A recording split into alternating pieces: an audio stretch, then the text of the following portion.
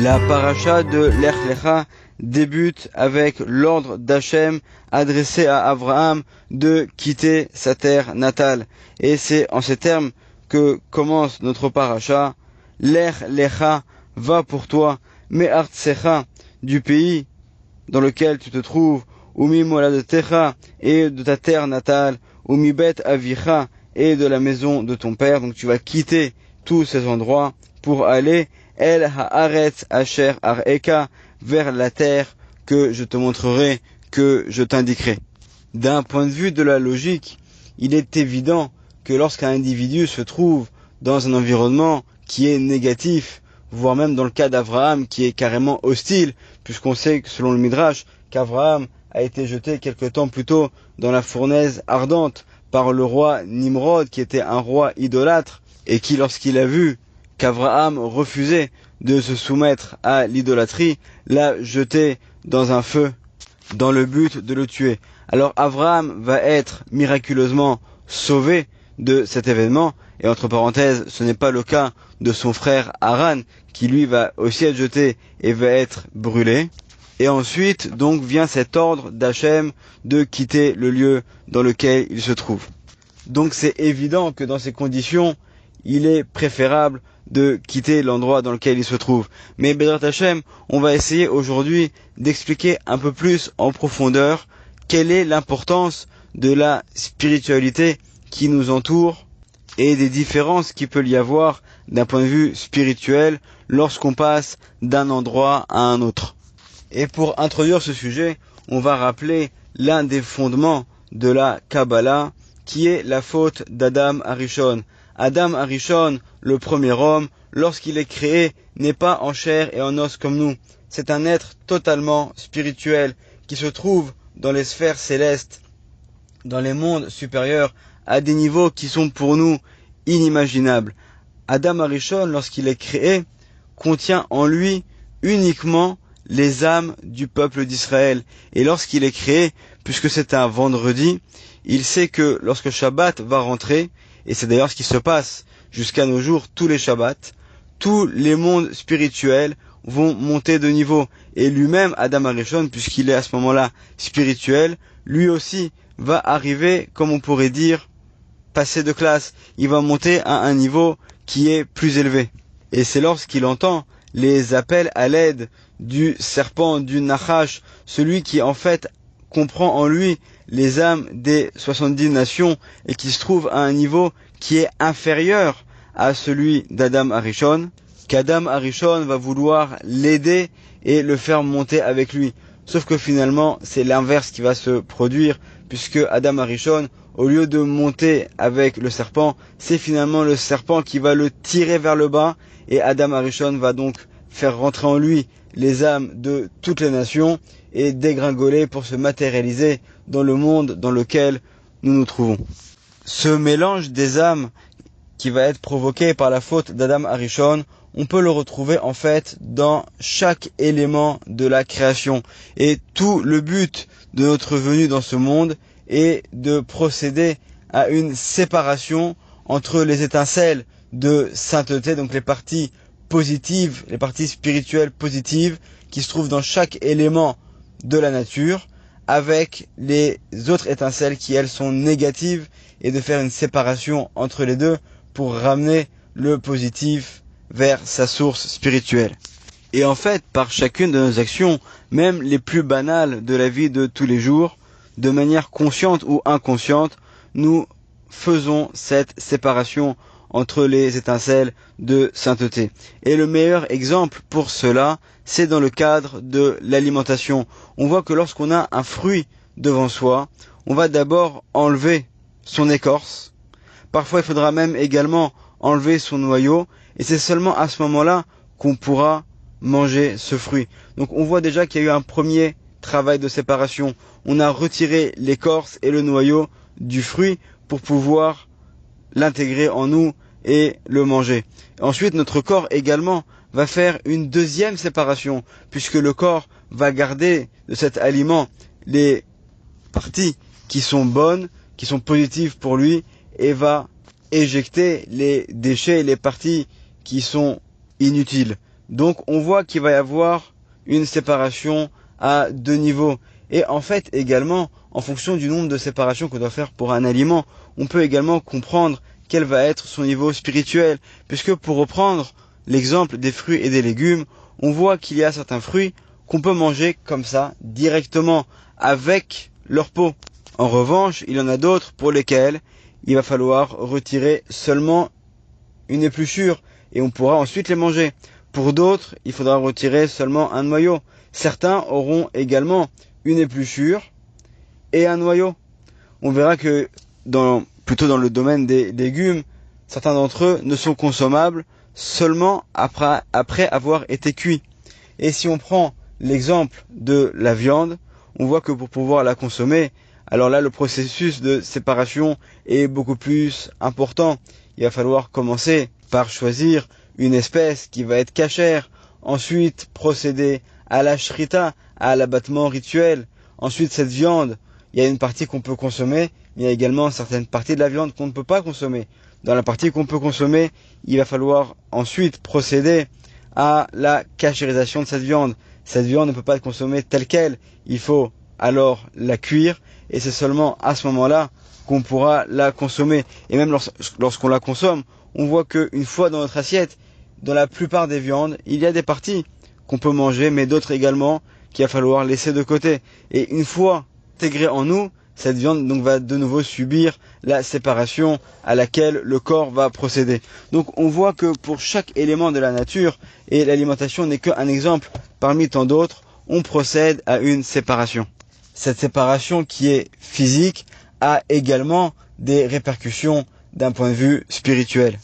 Et les sages de la Kabbalah nous enseignent que cette séparation doit se faire à tous les niveaux de la création, concernant les minéraux, concernant les végétaux, concernant également les animaux, et également dans l'espace qui nous entoure, nous sommes entourés d'éléments dans lesquels des étincelles de sainteté sont mêlées avec des étincelles d'impureté, et tout notre rôle va être de faire cette séparation.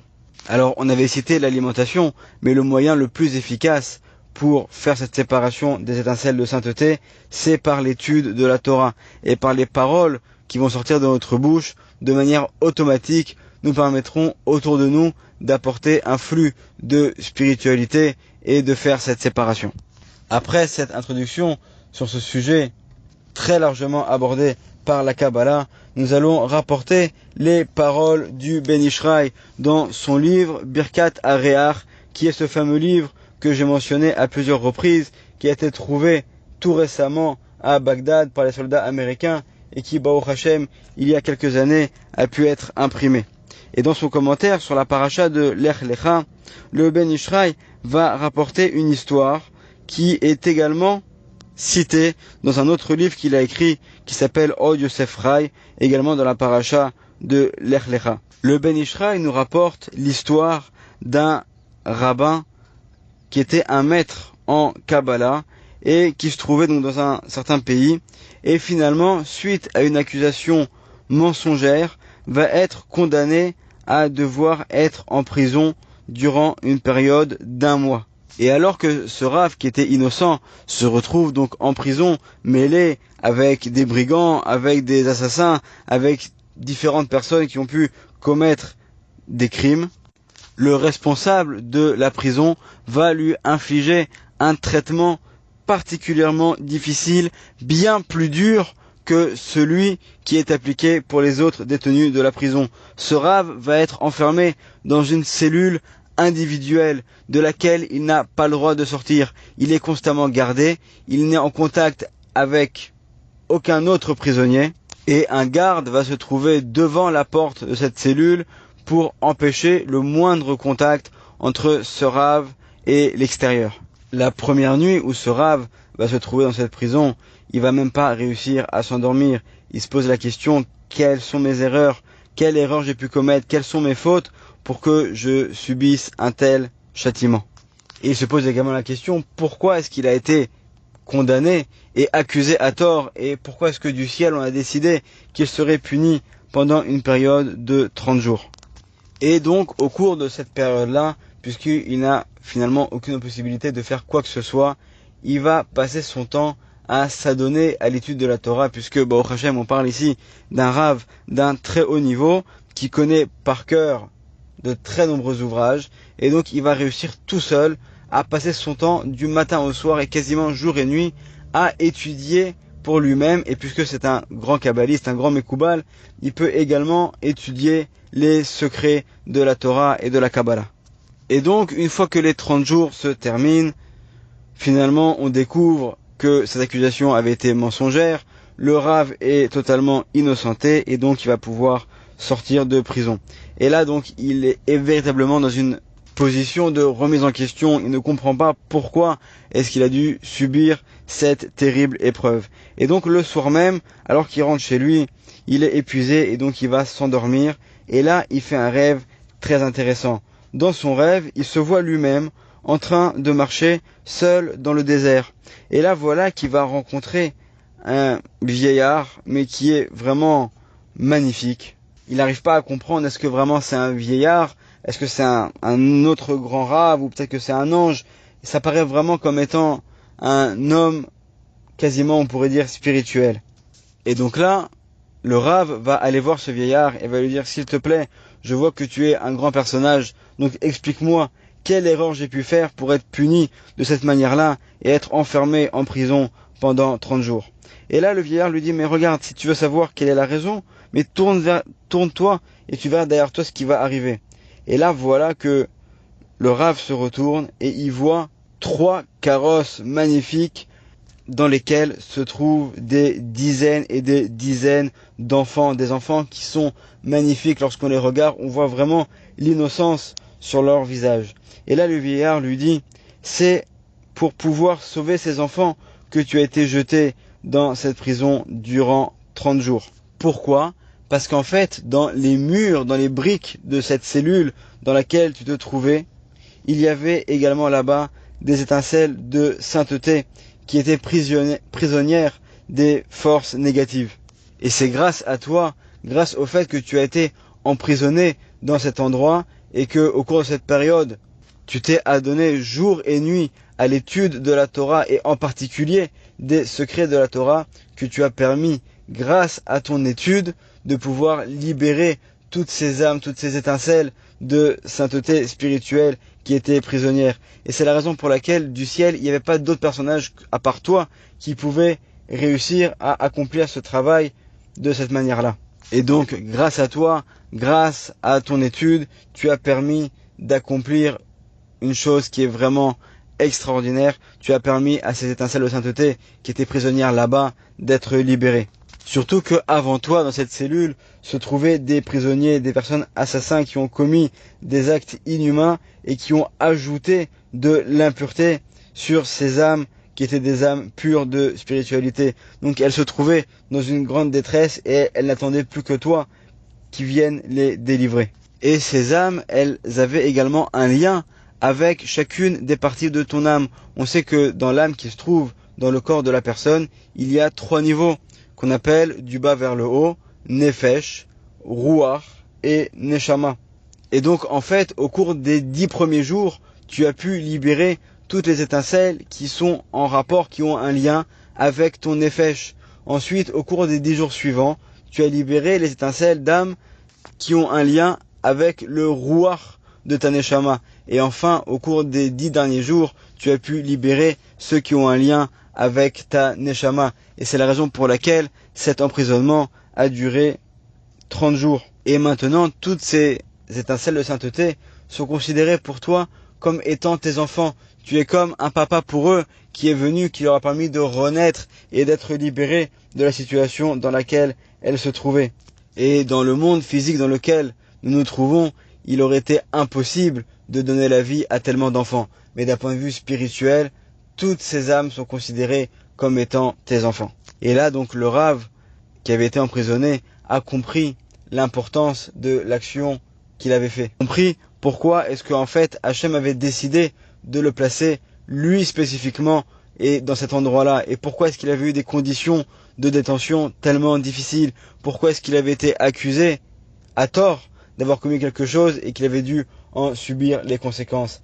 Et là, donc, lorsqu'il s'est réveillé, il avait une joie qui était vraiment indescriptible, et immédiatement il a mis par écrit tous les Chidushei Torah, toutes les nouvelles pensées, les nouvelles idées qu'il avait eues lorsqu'il était emprisonné, et il a appelé donc ce livre dans lequel il a consigné tous ces livrets Torah, Matir Asurim, celui qui délivre les prisonniers.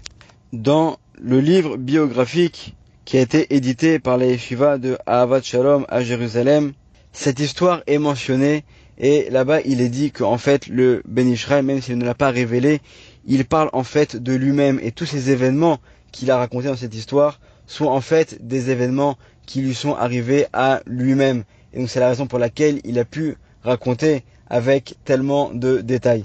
Donc grâce à cette histoire, on comprend qu'en fait autour de nous se trouvent des âmes, se trouvent des étincelles de sainteté, et par nos actions, par notre étude, par le chesed qu'on va faire dans ces endroits-là, on va pouvoir réussir à avoir une influence sur l'espace qui nous entoure, puisqu'en fait l'espace, et d'ailleurs le temps aussi, bien que pour nous ça paraît être des réalités, ce ne sont en fait que des créations d'Hachem. Et grâce à nos actions, grâce à nos prières, à notre étude de Torah, nous pouvons réussir à influencer les lieux dans lesquels nous nous trouvons et à provoquer des réparations spirituelles à des niveaux extrêmement élevés. Et le Ben Ishraï conclut en disant Nimtsa, donc en conclusion, Ma'alach Adam vetil tulo mi ba'it le ba'it ou mi makom le makom ou me'ir le ir, le fait qu'un individu doit se déplacer, donc chaque déplacement de la personne d'une maison à une maison, d'un endroit à un autre endroit ou d'une ville à une autre, Akol be'ashgacha pratit me'en Hashem, tout vient en fait de la main d'Hachem, letovato shel Adam, pour le bien de la personne, les kabetz nidachav amefuzarim vemeglugalim bedomem ou betsomeach ou baalchai, pour qu'ils puissent réussir à récupérer les étincelles de sainteté qui sont éparpillées dans la matière inerte, dans les végétaux et dans les animaux. Vegam yeme yeshivato be'ezem makom, et même lorsqu'une personne se trouve de manière fixe dans un endroit, hen be'arvacha, qu'elle soit donc à l'aise dans l'endroit dans lequel elle se trouve, hen bedochak ou betsar, ou qu'au contraire, chas de shalom, elle soit donc dans un endroit où elle est dans la difficulté. Akol katsuv vemanui vegazur meito itbarach, tout a été compté et vérifié par Hachem.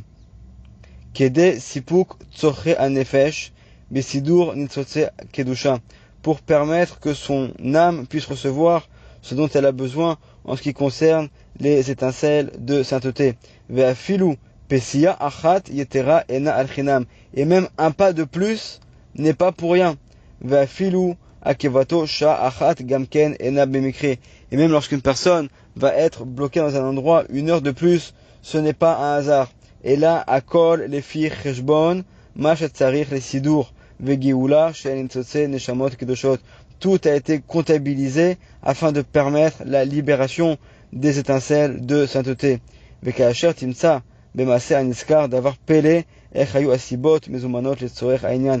Et tu verras donc dans l'histoire qu'on a racontée sur ce rave, à quel point est-ce que tout avait été calculé par Hachem et tout était millimétré pour que ça se passe de cette manière-là. Donc franchement, grâce à cet enseignement du Ben Ishraï, on va pouvoir avoir une vision de la vie totalement différente de ce qu'on avait jusqu'à maintenant, puisqu'on comprend de là que parfois, lorsque on va être retardé par quelque chose, ou que on a oublié un objet, on doit faire finalement un aller-retour, etc., etc., tous les cas dans lesquels on va devoir se déplacer d'un endroit à un autre, et même lorsqu'on se trouve dans un endroit, qu'on y soit bien ou pas, tout finalement dépend d'Hachem, et tout est dans sa volonté, tout est calculé pour nous permettre finalement de faire notre tikkun, de faire la réparation de notre âme et des étincelles de sainteté qui se trouvent dans l'endroit dans lequel on est et qui sont en rapport avec notre âme. Et donc pour reprendre les paroles de notre paracha, lorsqu'il est dit Lech lecha, va pour toi, Rashi nous dit pour toi, cela signifie letovatra, pour ton bien, c'est-à-dire en fait pour le bien de ton âme. Et on voit qu'Hachem demande à Abraham de quitter 3 endroits différents. D'abord, Me'artsecha, de ta terre, et cela fait allusion au fait de récupérer les étincelles de sainteté qui sont en rapport avec le Nefesh, la partie d'âme la plus basse. Ensuite, Mimoladetecha, cela fait allusion pour aller récupérer les étincelles de sainteté qui sont en rapport avec le Ruach, donc la partie d'âme qui est déjà plus élevée. Ou mibet avicha, et de la maison de ton père. Cela fait allusion donc aux étincelles de sainteté qu'il faut récupérer et qui sont en rapport avec ta neshama. Donc lorsqu'Hachem demande à Abraham de quitter sa terre, c'est pas seulement pour échapper à des êtres qui sont mauvais et qui l'entourent, mais c'est également pour pouvoir faire la réparation de son âme et pour aller d'un endroit à un autre, et par ce déplacement, cela va permettre de récupérer des étincelles de sainteté qui sont en rapport avec son âme. Et tout cela, c'est pour arriver, El Haaretz Asher Areka, vers la terre que je vais te montrer. On parle ici non pas de la terre physique, mais en fait également de la terre spirituelle, donc de cet endroit, de la racine spirituelle de ces étincelles de sainteté, vers lesquelles tu vas ramener toutes ces parties que tu vas récupérer par ton déplacement. Et cette terre, Asher Areka, que je vais te montrer, tu ne pourras la voir en fait seulement par la prophétie, puisqu'on parle ici d'une terre, d'une allusion en fait à des mondes qui sont spirituels.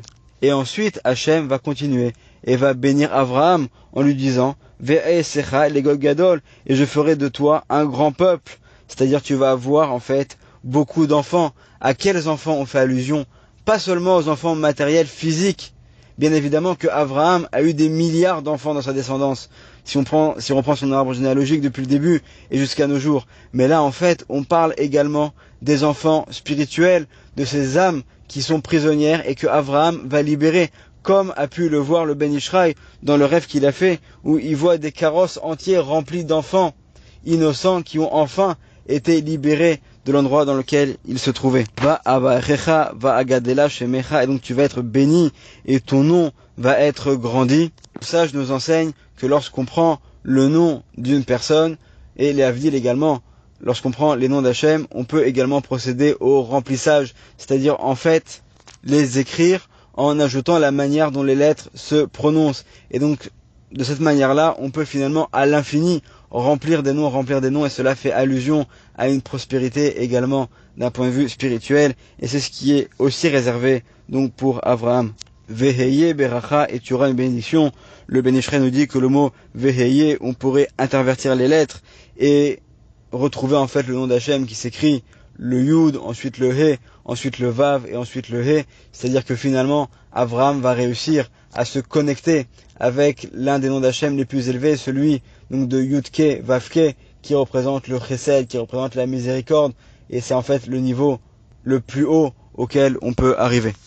Donc Baruch Hashem, en conclusion, grâce aux enseignements du Ben Ishraï, on a pu comprendre l'influence qu'on peut avoir autour de nous, et que, Chas Shalom, il n'y a pas de hasard, tout est décidé par Hachem. Bien évidemment, nous avons également un libre arbitre, mais lorsque parfois on se trouve dans une situation qui nous est imposée, il faut savoir relativiser, prendre du recul et comprendre que tout vient de la main d'Hachem, et que finalement, lorsque Hachem nous demande de nous déplacer d'un endroit à un autre, c'est comme ce qu'il a dit à Abraham, Lech lecha, va pour toi, letovatra, pour ton bien, et en fait pour le bien de ton âme. Bezrat Hachem, que nous puissions avoir le mérite de faire la réparation pour laquelle nous sommes venus dans ce monde. Amen ve Amen. Shabbat Shalom.